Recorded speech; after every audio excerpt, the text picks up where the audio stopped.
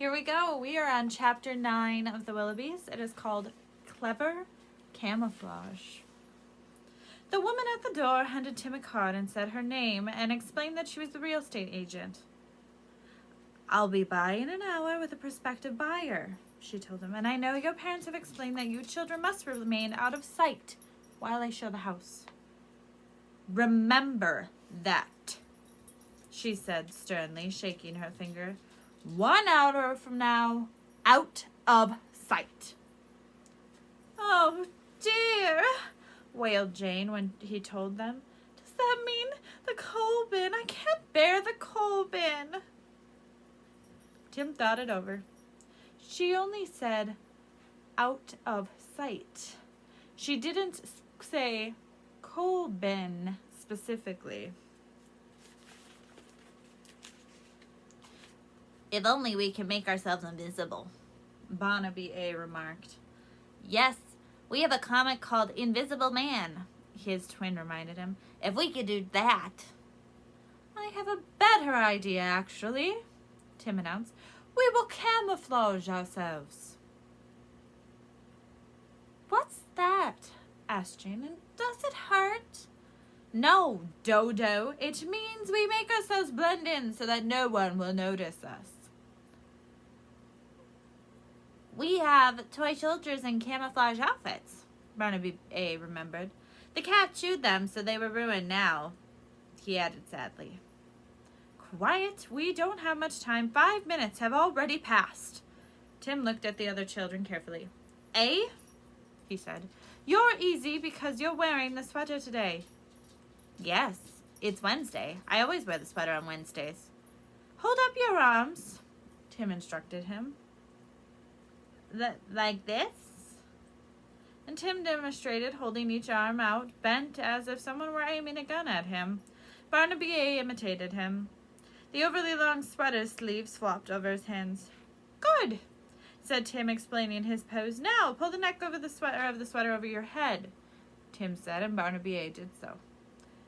"Excellent. Now relax for a minute. Then get in the largest wastebasket. Then get that largest wastebasket from Father's study and stand in it in your pose." Barnaby A. did so, and they all looked at him, and Tim said, "Perfect! You are camouflaged as a cactus. Place yourself in a corner of the dining room, and when the doorbell rings announcing the prospective buyer, assume your pose. Choose a place by a sunny window. Cacti prefer sun." What if someone wants to water me or test my prickers?" Barnaby A. asked in a muffled voice. "They won't. I am setting up a notice that says stay away from this highly poisonous cactus emits toxic fumes." "Might I be a cactus too?" Jane asked, watching Barnaby A.'s sweater sleeves dangling, went off to the dining room with his wastebasket. "No, Dodo, you will be a lamp. Here, let me look in this closet."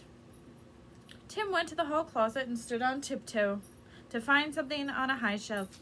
"Good. She left it behind. Here you are, Jane." And he opened a large hat box and handed Jane their mother's going-to-church hat, which was a dark brown straw in the shape of a bowl. "Kneel on the table there beside the sofa," Tim directed his sister. She climbed up, knelt on the table. It hurts my knees," Jane whimpered. Tim thought it over. "All right, squat and hunch." Jane squatted and hunched. "Good.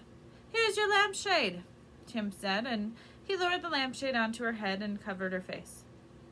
I can't see." "Lamps don't need to see," Tim replied, "and when the doorbell rings, assume your pose and hold very still while the prospective buyer comes through." Jane lifted her shade slightly and peered out.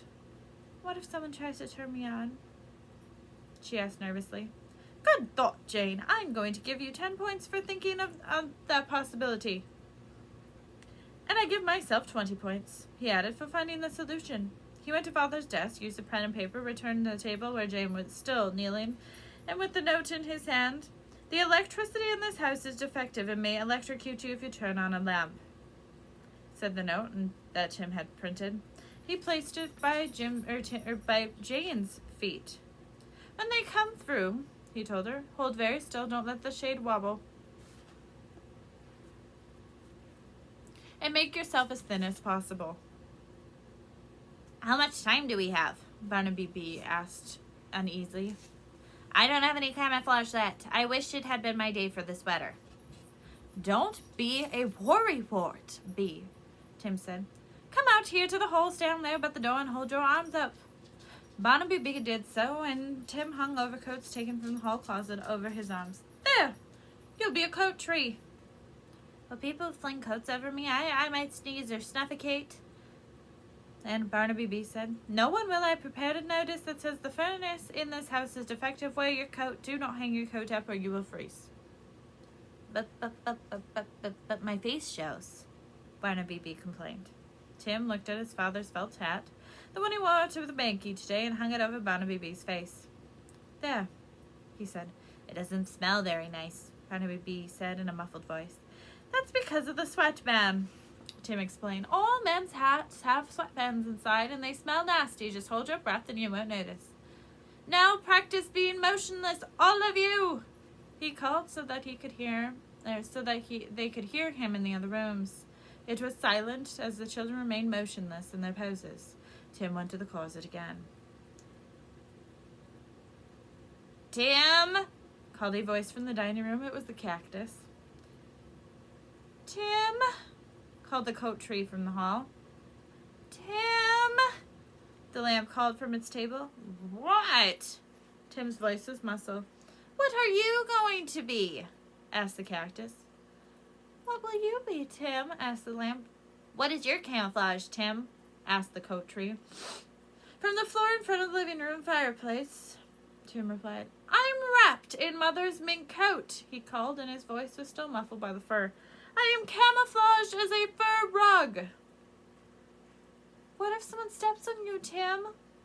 The lamp asked in a worried voice. I would be very brave and very silent and completely immobile no matter how bad the pain, he replied.